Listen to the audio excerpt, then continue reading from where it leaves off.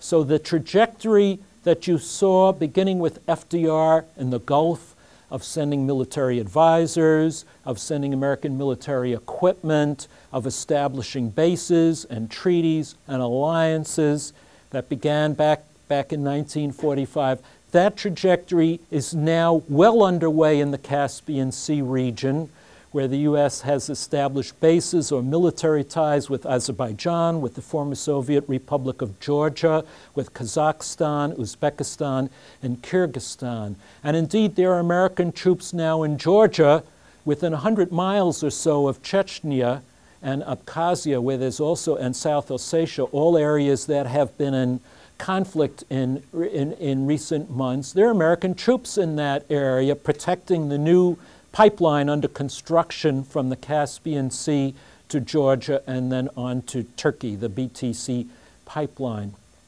There are American troops protecting pipelines today in Colombia, another future source of oil.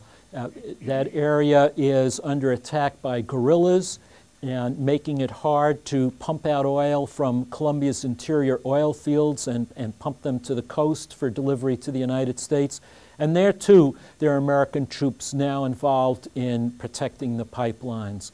And this, as I say, I believe, is the future of the American military. We don't have troops yet protecting African oil suppliers, but I think that that day is coming, too, because already the U.S. is stepping up its military assistance for Nigeria and Angola, the two principal suppliers in Africa. So what we're seeing in the Bush period, as I say, is the globalization of the Carter Doctrine or the militarization of America's oil dependency on foreign oil.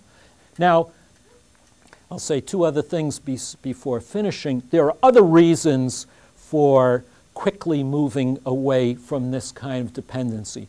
One of them is that oil is the principal source of the greenhouse gases, at least in our country, the principal source of the carbon dioxide and the greenhouse gases that are contributing to global climate change and all of the catastrophic risks we face as a result of global climate change. Now you're beginning, by the way, you're beginning to hear why all these hurricanes all of a sudden, and there's now increasing suspicion that this could be related. Too early to be for sure, but this is exactly what scientists predict is likely with the rapid changes in climate that are likely. So moving away from petroleum to petroleum alternatives will also be crucial for averting environmental catastrophe.